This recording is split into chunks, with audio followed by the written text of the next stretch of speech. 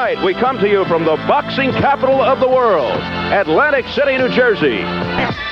Super Fights of the Month. Tonight, Matthew Saad Muhammad looking to fight his way back into the spotlight, but 31-year-old Eric Winbush is out to block his path. In the co-feature, Calvin Porter takes on Freddie Boynton in a battle of junior middleweights.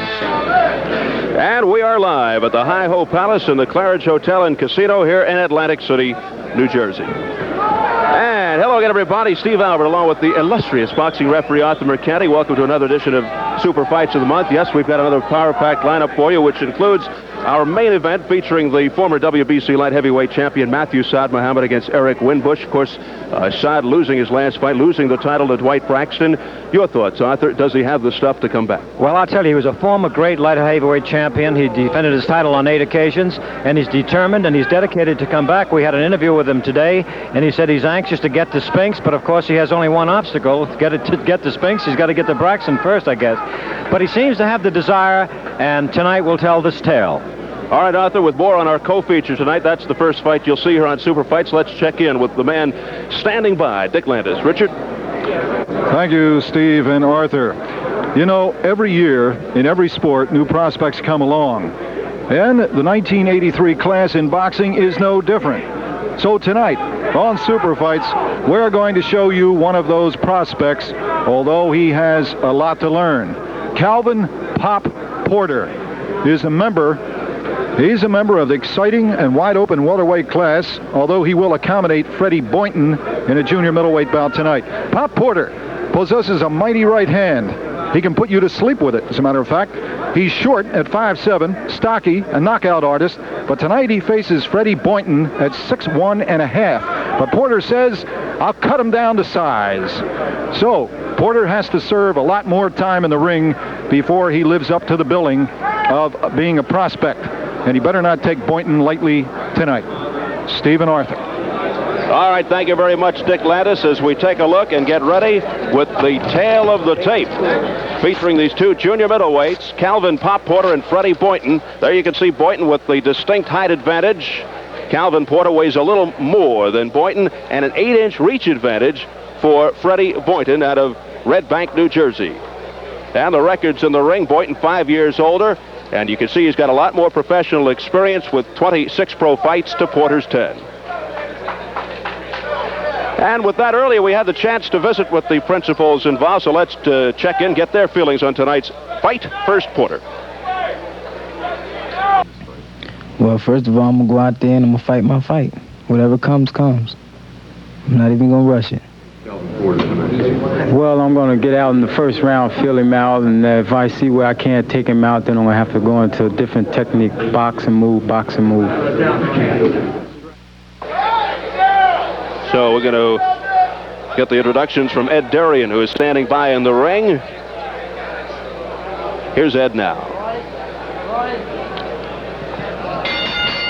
Good evening, ladies and gentlemen, and welcome to the beautiful Claridge Hotel and Casino here in Atlantic City, New Jersey, for this evening's Super Fights of the Month, which is being promoted by Main Event Productions, Joe Hand Promotions, and Peltz Boxing Promotions, in association with the Claridge Hotel and Casino.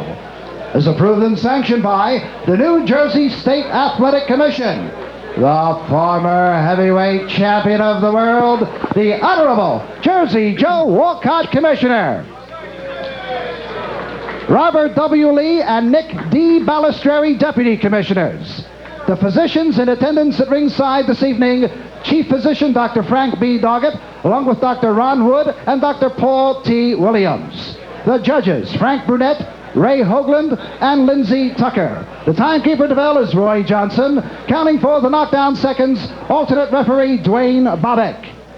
In the ring at this time, the man in charge of the scheduled 10-round junior middleweight bout, referee Zach Clayton. And now, boxing fans, introducing the principals. First, in the red corner, wearing the black trunks with the white trim, he weighed in at an even 150 pounds. This gentleman hails from Red Bank, New Jersey. Ladies and gentlemen, let's welcome Freddie Boynton. Boynton. And his opponent in the blue corner, wearing the red trunks with the black trim, he weighed in at 153 1/4 pounds.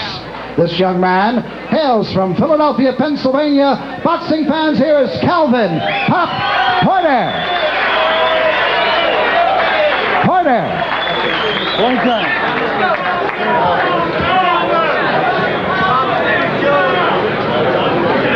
This is your fight. I'm going to let you fight your fight. As long as you're fighting, abide by the rules of this thing. I'll let you guys fight on the inside as long as both hands are free. I will not allow you to hit it and hold it. My command you guys to break. I want you to step back, then resume fighting. But in stepping out of that clinch, protect yourself. 3 knockdowns will not terminate this fight. I'll use my discretion.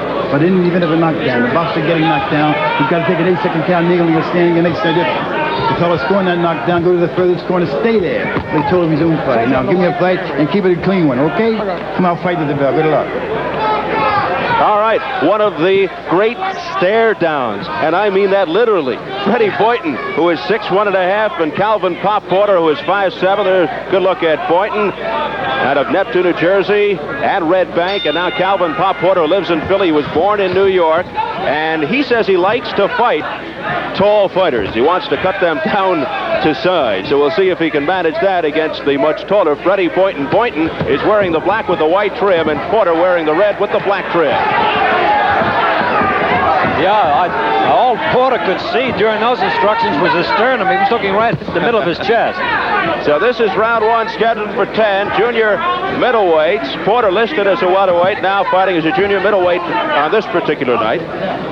Porter looks a little clumsy, Steve. He's fighting improperly right from the start to stay in close because he does have a tall, rangy opponent. He's 9-1 with 7 knockouts. Lots of amateur experience, 156-13 with about 90 knockouts. He told us sometimes he fought 2 fights in the same night. So he used to be a busy man. Well, I hope he didn't burn himself out in the amateurs, though, because that's an awful lot of fights. His lone defeat in 10 pro fights, he lost to Pete Seward, and Pop was 5-0 at the time with 5 knockouts. That was back in June of 1982, and you might recall Seward lost to Bobby Joe Young on a previous Super Fights of the Month show. It's a wild miss by Freddie Boynton with the left hook, and now Porter looking to take advantage of the situation. That's exactly the way Porter should be boxing him, right in close with his head right on his chest. And he's beating him to the punch. Porter, his history has been a fast starter. He told us he'd like to be more patient tonight. Little peekaboo style there by Porter. Now Boynton spinning Porter into the corner. You hear the corner. He was hurt. He was hurt with a pretty good right uppercut by Boynton, and he is hurt now. He's staggering. Another uppercut as they broke loose from that corner, and Freddie Boynton making good use of those right uppercuts, and he's landing. Now this is the time that Porter should be stepping back and dancing away because he was hurt. He's making a mistake by staying in that close. He's vulnerable to that right uppercut. He told us he wants to be more patient, but he seems to be rushing things here in round 1. Well, you can be super anxious sometimes, and that is not the way. You got to fight with a level head. Well, we were forewarned about Boynton's uppercut. There's a wild miss on a right by Porter, and Boynton landing to the face of Calvin Porter. I was talking to Boynton's trainer today, a fellow named Willie Felice. He was my former trainer when I was in the Golden Gloves. And he told me that he's a pretty good banger. Did you see what just happened? A left almost got into the face of referee Zach Clayton. That drew the oohs and ahs from this crowd. Yeah, but Zach's pretty fast. He can move quickly. You know the feeling, don't you? Heading for the bell. All right now, we will hear from the trainers and the managers and get their thoughts on tonight's fight.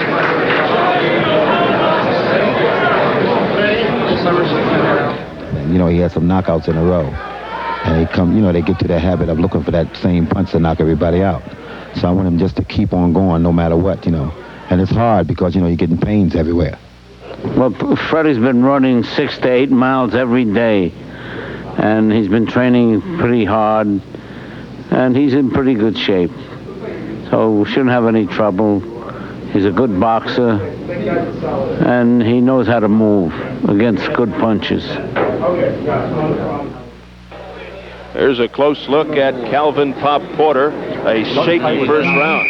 I know he's standing, and he seems to be ready, but he looks like he's a little, he's a little frightened. I can tell by the expression on his face. He didn't expect this kid to be that kind of a hitter. Little bit on the groggy side as we enter round 2, scheduled for 10. Boynton dominating in the first round. He's a former New Jersey Golden Gloves champion. He won the lightweight championship and the welterweight championship over the last few years. His big win was just a couple of weeks ago. He knocked out Steve Delmore in the first round in Hazlet, New Jersey. Boynton coming in 14-10-2 with 7 knockouts. He is described as kind of a shifty fighter, very clever. He's got a good snapping jab, and we saw evidence of that right uppercut in the first round. Now Porter's decided to remain on the outside, and this is exactly now what Boynton wants him to do, because he's got straight, powerful left jab and a good right cross. Pop Porter in the red, 9-1 with 7 knockouts, 23 years of age, 4 years younger than Boynton. Has a powerful right hand, but it's a little bit early. We haven't seen it yet. He's a very confident young fighter, and he says he thinks he could saddle somebody like Milt McCrory in the near future. He fought with Milt in the amateurs, but he's got to get by Boynton and then some. There's a right by Boynton that got in there to the face of Porter. When we did some earlier interviews today, Steve, Porter was very, very confident and thought perhaps he would have an easy target tonight, but he's in a difficult fight. Minute 20 remaining in this second round, scheduled for 10. Porter, who works on the side as the manager of a shoe store in Philadelphia, so he applies the leather in and out of the ring, I guess you could say. Right now he is getting a lot of leather in his direction from Boynton in the black trunks. Boynton is handling himself extremely well in the fight. He's fighting in exactly the way he should be. He would prefer Porter, of course, to stay at long range. His manager, who you saw before, Nicky Gerard out of Woodside, Queens, wants him to try to throw more combinations, get him more all around. Yeah, what he said, he wanted him to throw a series of punches rather than just one jab and then just step back. He wanted him to do everything, jab, right, uppercuts, everything in the book. Gerard also handles Irish Jimmy McGovern, junior middleweight. He's got quite a stable of fighters, incidentally. The ring, Freddie, come on. And Freddie Boynton, one of them. 20 seconds remaining in round 2. Porter has slowed down tremendously now. He was very eager in the beginning, but I guess he decided that he better just take it easy. He's in with a tougher opponent than he thought.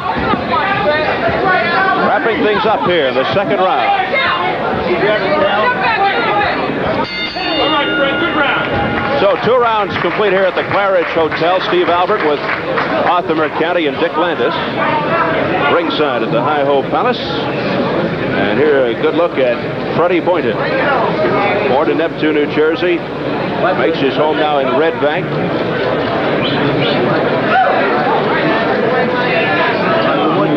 We'll take a look at the exchanges earlier on. Second round action. Yeah, Porter is attempting to keep him in close because he knows now that Boynton has power, and he's trying to hold on to get in close to get away from that power. But now he's on the outside, and he's vulnerable for that straight right cross. He's a game little fighter, though. Porter is very, very game. But you can't reach up that way because when you're reaching up, you don't have the punch power. There we go, round 3, scheduled for 10. These junior middleweights, it is Freddie Boynton in the black trunks, the much taller of the two, and Calvin Pop Porter in the red. Porter's last fight, January 13th, an 8th round decision over Ernest Jackson here in Atlantic City. Porter was decked in the second round and came back to win that one. He has a 4-bout winning streak to his credit.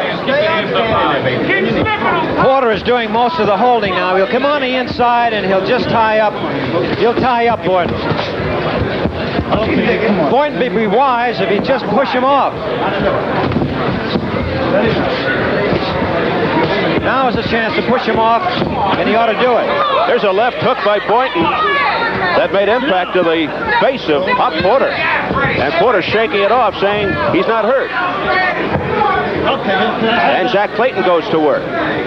Zach has quite a bit of work ahead of him tonight because there's continual clinching. And it's Porter who's doing the holding and the clinching. Do you ever nearly get your lights knocked out as a referee, as we almost saw there a few rounds ago? Well, I've had a lot of near misses. Near hits, whatever you want to say. Nobody on purpose, that's what you say. All right, the action heating up above us now. Freddie Boynton has Mr. Porter against the ropes. And Porter trying to punch his way out. And Zach Clayton says, go right ahead. Be my guest. Now he goes back in. Well, you love it when they come near us. You can hear every word. Well, you know another thing. The ropes are very loose. I'm afraid they're going to come over and sit right in our cameras here. I hope you brought your catcher's mitt. There's an overhand right by Calvin Porter. Kind of a glancing blow. Didn't seem to affect Boynton. Now, if I were in Porter's corner, I would instruct him to move out, get on the outside, stay away from his opponent, not too close, just so he can take a little rest. Because the reason he's holding is he's tired. As we have seen and as we know from talking to Porter, he is a pretty fast starter. And now he's going right after Boynton, so maybe it's just taking him a little longer this time around. Well, I'll tell you, he did land with two pretty good right hands. They're a little wild, they're looping over, but he did connect. And he's got power behind those punches, and Boynton has to be feeling it. And again, Zach Clayton, a very busy man. 20 seconds to go in round 3. A right uppercut by Boynton, but picked off nicely by Porter. Approaching 10 seconds remaining in this third round. Now this developing into a big one. I'm sorry, Steve. I'm sorry, but Porter seems to be coming on strong now. He has some power behind his punches. So Porter coming alive toward the end of round 3. So this should be interesting. Let's take a listen in on Porter's corner. You take your body and get down your throat and quick and boom and everybody and duck down and keep doing it. And when you want to throw 1-2, they'll be here for you. You keep trying to sneak this boy with a 1-2 from the beginning, and he's not that stupid, Calvin. Don't you understand that? You're right, Coach. All right, then stop gambling on that punch. You're going to waste your gas. All right?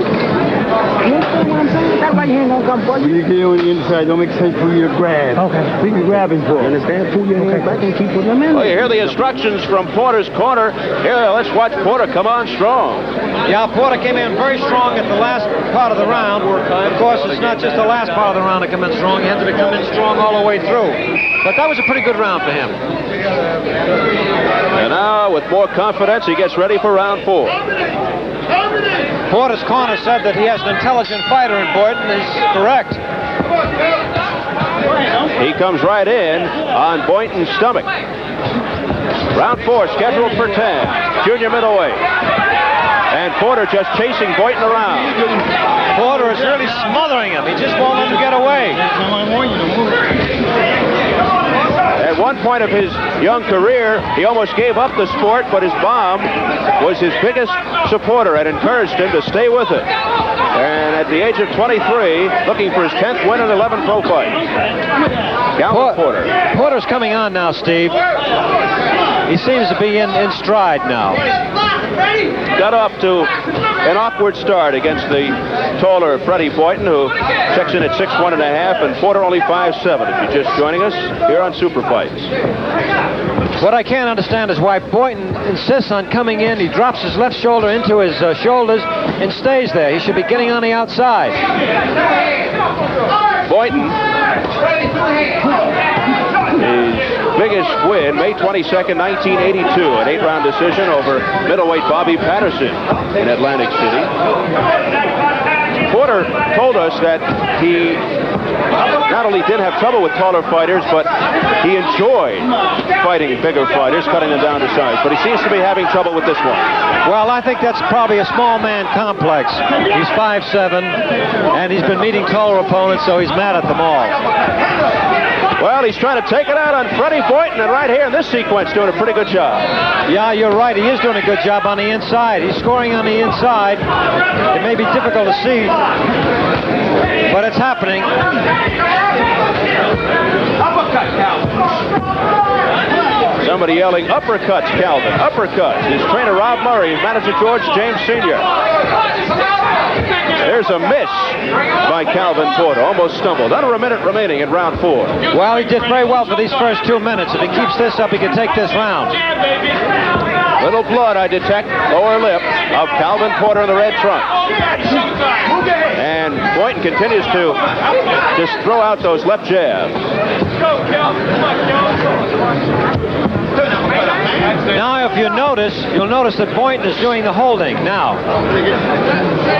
So there's a sign for you. He might be tiring. This fight at this particular point seems it's coming into a pretty even fight. With 20 seconds remaining in round 4. Things are balancing out. Yeah, but we have enough rounds to go to find out who the eventual winner will be, I'm quite sure. Scheduled for 10. Combination there by Porter, not really landing. That was the first good uppercut Porter threw. It was a good one. All right, the bell coming up. 4 rounds complete. I would say at the present time right now that Boynton would be slightly ahead because his first 2 rounds were pretty good. And these last 2 rounds, it could almost be even at this particular time. But we have 6 more rounds to go to make a determination. All right, they work on Freddie Boynton. The doctor's looking in. Frank Doggett. Listen, he goes to your right. Thank you, Jack, for a right hand. You understand when he goes to the right? You're hurting yourself by holding my man. You ain't helping yourself. You're laying in there too much now. I know. Come on. Now you got to move. You got to move right. When you move back, take a little step back and come with another. Come on. The referee is telling him to stop the clinching and open the fight up and get clean.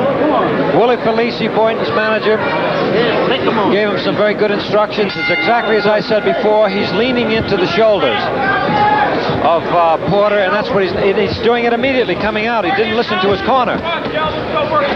Well, it's round 5, scheduled for 10. He's got Porter against the ropes, and he's trying to flail away, but Porter holding him off. I'll take it. I'll get it. Now, this is an absolute mistake that Boynton fighting him this way. Instead of staying on the outside like we said before, he's fighting the kind of a fight that Porter wants.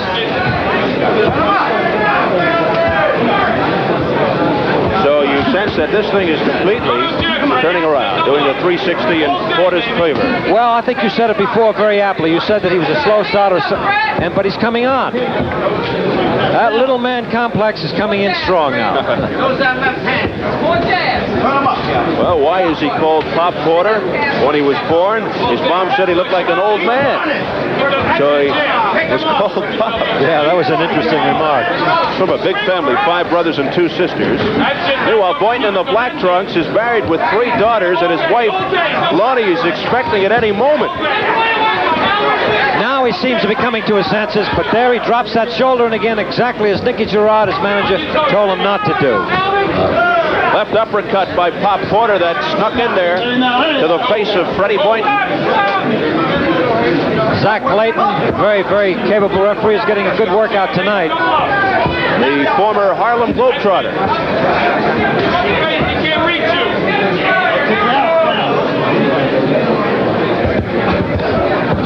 Oh, a little fancy footwork there by Pop Porter. Yeah, that's a style. That's one of the maneuvers that what's his name started. Yeah, Ali. And it's a shame that just detracts from the style of a fighter. I wonder who choreographs Pop Porter these days. That's what you call hot dogging. Well, he obviously feels completely confident, which is in contrast to the first couple of rounds.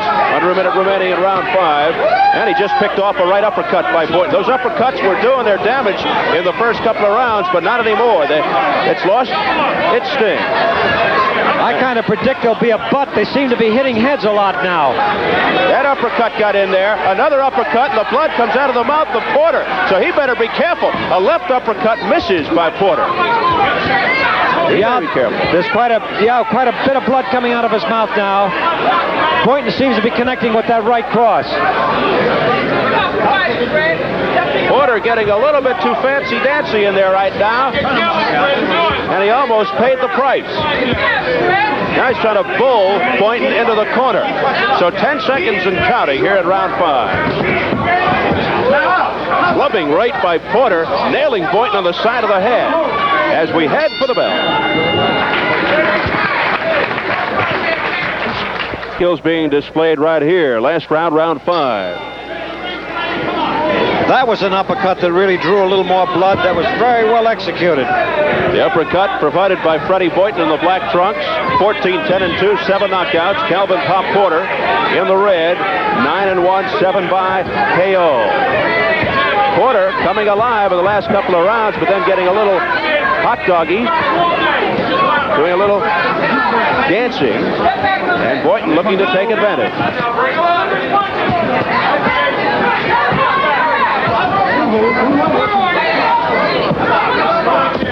Good bobbing and weaving there by Boynton. Yeah, but he's being tagged with that bobbing and weaving. The thing that I fear most right now is a butt, because their heads. You see the way Boynton's head is coming in and coming up. It could be Boynton's fall.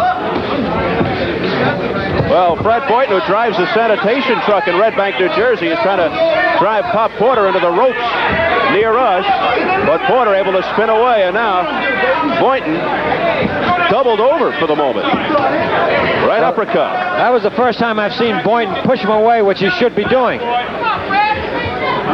He's pushing him away with that left shoulder. Now, that's not the way to do it. You have to do it with your extended arms. Those snappy left jabs by Boynton. That one was picked off nicely by Porter.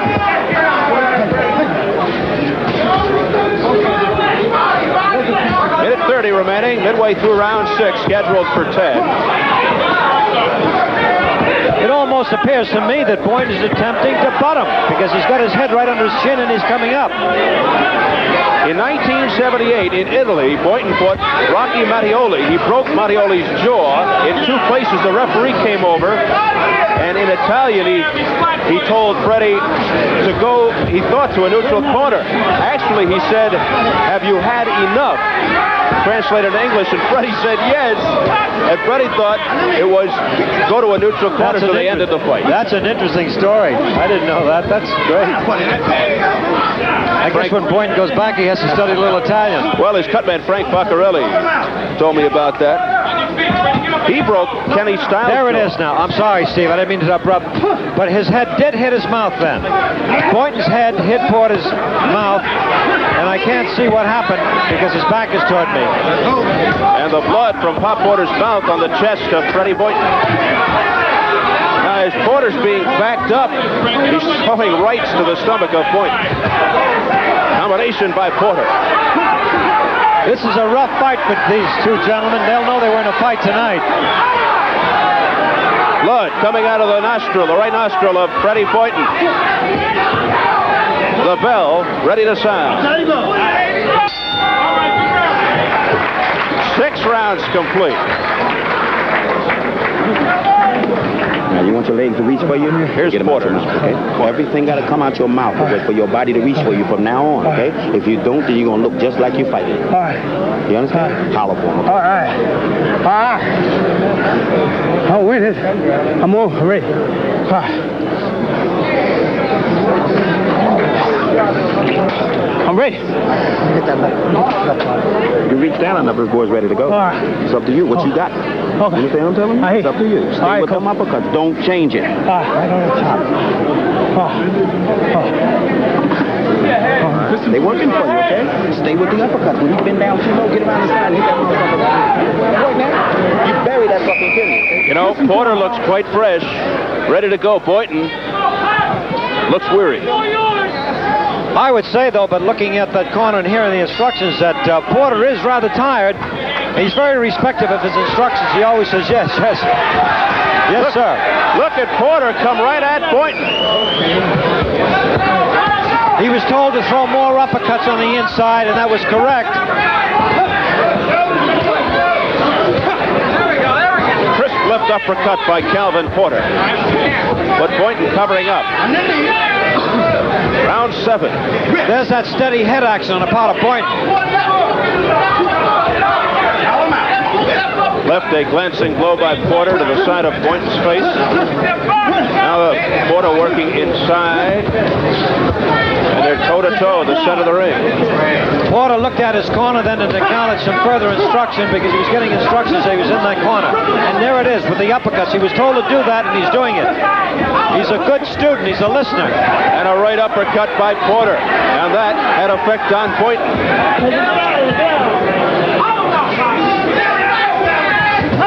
1 minute in with a 7th round. Boynton was disturbed about something. I think he saw a little blood on his shoulder, and he might have thought it was his own shoulder. Porter taking command. You can say that again. Boynton looks to be in trouble. The blood coming out of Boynton's nose. Boynton looks very tired at this point. Saad Clayton also has blood on his right shoulder, if you notice. Well, there's blood from the nose of Boynton, blood from the mouth of Porter, all lending to that. And Boynton just looking to hang on right here. He's holding. That right uppercut that was working so well for Boynton in the first few rounds, not doing it anymore. It's really lost its impact.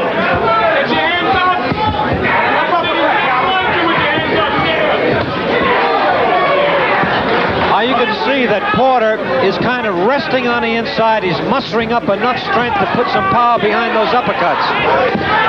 Oh, a right by Calvin Porter, a right, short right hook by Porter. Boynton looks like he's in a lot of trouble right now. He's slowed down tremendously. He's hanging on. He's tired. And that's an indication that, that Porter's taken over. He's taking the command of the fight. Porter just missed with a combination. Boynton says he's all right. Quick left jabs by Porter, disturbing Boynton. Right uppercut by Boynton. It was a good right uppercut, but it didn't seem to disturb him at all. As we head for the bell.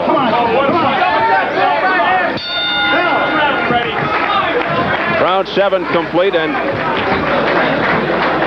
the referee, Zach Clayton, cautioning Porter to get the punches up just before the bell sounded. We'll take a look at some earlier action. You don't know how you feel. You all right? Right here, the corner of Fred Boynton. Here's the action. Okay? Now you move, jab, move. Now there's the power. He's getting his power back. He seems to be the least tired of the two. Porter's the least tired of the two. And there goes a tremendous right uppercut, but I think Boynton kind of blocked that one. But he's scoring points on the inside, and that's how you win fights.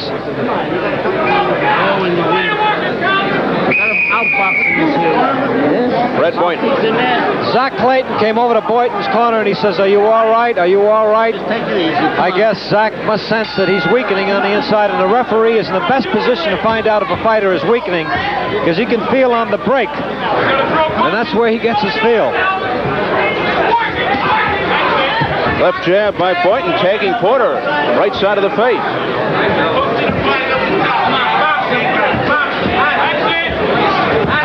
Porter's come on very strong, and at this point in time, he's leading this fight, and he shouldn't have any difficulty if he keeps up this style and this activity and this power. Porter bobbing and weaving, jockeying for position. Seems to be very spry and a lot sharper than Freddie Boynton. You made a very good observation. He's very cocky. Porter just senses that he has him. We're in round 8, scheduled for 10. Porter in the red, Boynton in the black. Right above us now. Porter just wraps that right arm around Boynton. Boynton seems to have lost his power. He was throwing with complete accuracy in the beginning, but now he's lost it. He's trying to dazzle Porter with a little footwork, but it's not working. Zach Clayton's getting a little bit annoyed. Well, he should be, because Boynton's getting a little dirty on the inside. He's leading with his head. It almost looks like he's attempting to deliberately butt. So, as it appears, his height advantage is not doing anything right now, and Porter continues to dance. Porter won't be backed off by the referee, Zach Clayton. He just keeps coming in. Look at that. He's doing his war dance. And that wild right by Boynton picked off by Porter without any problem.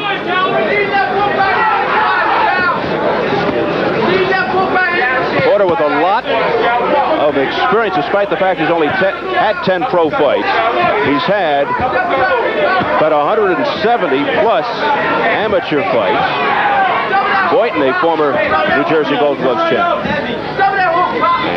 More professional experience, though, than Porter. That's the first time I've seen Porter stay in the corner that way, and that's a tremendous mistake to stay in that corner, because that's always dangerous. Now he's back on the ropes and in the corner again. But what Porter wants to do is stay on the inside, because he knows he's most effective there on the inside. Porter's biggest win, October 23rd of '82. He won an 8-round decision over the Ohio State champion Manny Galloway in Lancaster, Pennsylvania. He's continual motion, Porter. He's in great shape. Boynton's hanging on. He's holding on now. He's tired. He wants a rest. Does not have the stamina. He got off to the big start. He was ahead early. Downstairs, Bob. There you go. Hey! All right, all right. So that's the end of round 8.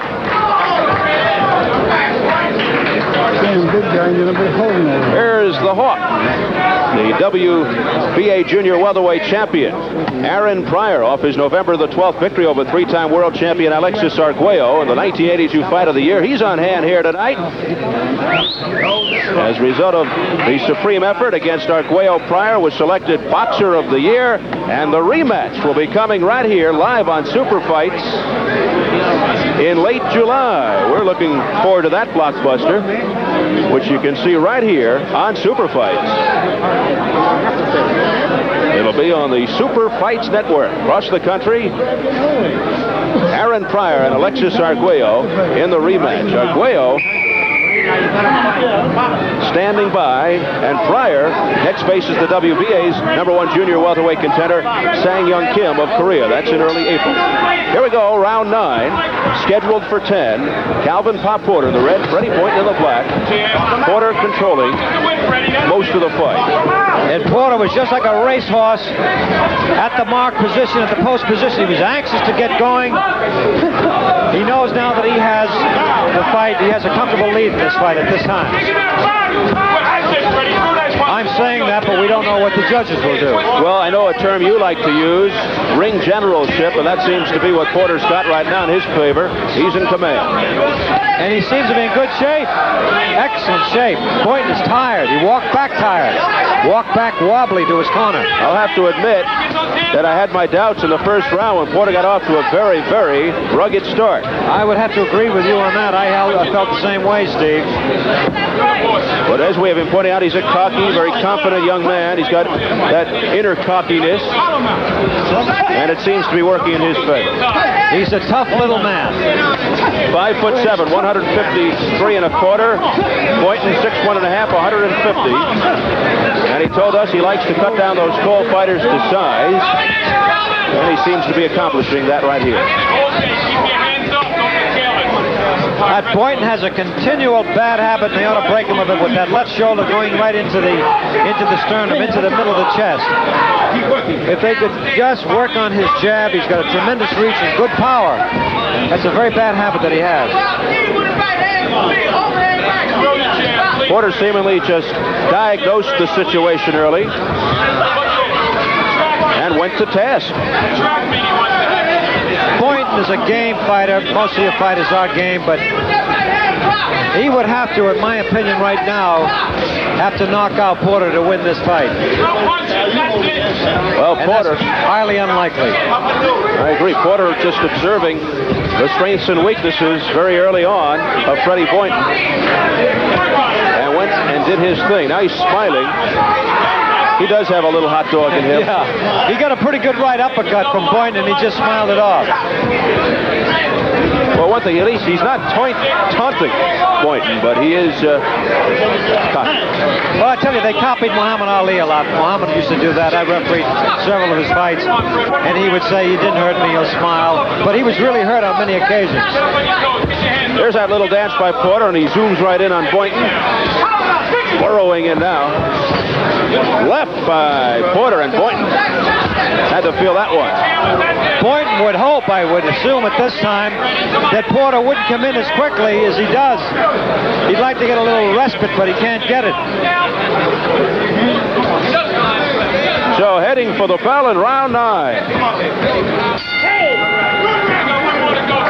One more to go. As you heard from one of the corners. And Boynton walked back very, very tired. All right. Come on. She watching. She watching. She watching. I'm going off. At the corner of Calvin Porter. All right. Come on. Still ain't showed these people how good you can fight. You ain't showed them yet. All right, then come on down. Last round. How long gonna take you to show? Huh? Well, he's getting some treatment in the mouth there where it was bleeding, and let's watch Mr. Porter land. And he is landing, and that was a great left uppercut. He's staying on top of him, and he's doing exactly as he's told. Throw lots of uppercuts on the inside. Ed Aliano, of course, the cut man in Porter's corner, did a nice job. He stopped the bleeding. We get ready for round 10. And this is the last round, and let's see what happens. They shake hands and then go to war again. I always love it when they apply that thing to the mouth, and they're swinging it all around the mouth, and then they ask him a question. That applicator, yeah. There's no way he can answer.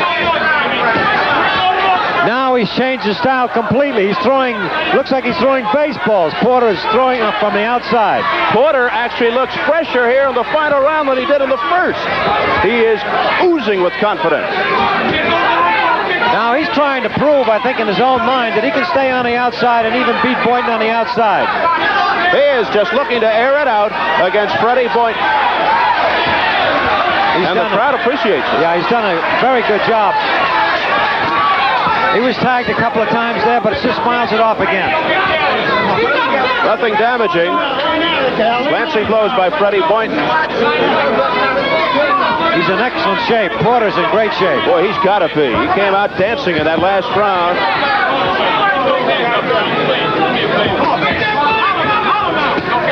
There's a solid right by Porter. Oh, that's it! Tremendous right hand. 3, 4, 1. Here's the count, reaching 6, and he won't even get up. No, that's it. It was a tremendous right cross and followed through with a left hook. And is he proud? Calvin Pup Porter celebrates.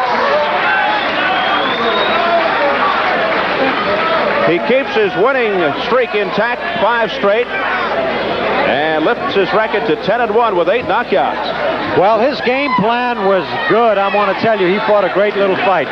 In the beginning, he looked like he wasn't going to do it, but he came on very strong right after the 4th round. So he goes on to win this thing convincingly. And let's take a look. That was a beautiful left jab, a right cross, and he hit him with a left hook, and he just tapped him then, and he goes down. He was hurt, and he just couldn't make it. So the combination by Calvin Pop Porter. Let's take a look from another angle. They all connected, every one of them. And he was reaching, too. He didn't have much body behind it. It showed that Boynton was very, very tired. They weren't that powerful of punches. He was reaching, but just enough to knock him down. He sent Boynton reeling to the ropes. He bounced off to the canvas. And Calvin Pop Porter doesn't. They got both doctors in the corner now looking at Boynton. He seems all right. He's up on his feet. Frank Doggett and Ron Wood checking things out over there. Boynton, who looked very tired about midway through this fight, all the way here into round 10, is the loser. So let's go to the official word, and Ed Darien in the ring. Ladies and gentlemen, the time of this bout, 1 minute, and 29 seconds of the 10th round, and a winner by a knockout, Calvin "Pop" Porter. 129 of the 10th round. Round of applause for a real gamer, Freddie Boynton. Let's hear it for him. The knockout by Calvin "Pop" Porter, 10-1, 8 knockouts, 5-fight winning streak, and Freddie Boynton now falling to 14-11-2. So an impressive display indeed by 23-year-old Calvin "Pop" Porter, the much shorter of the two.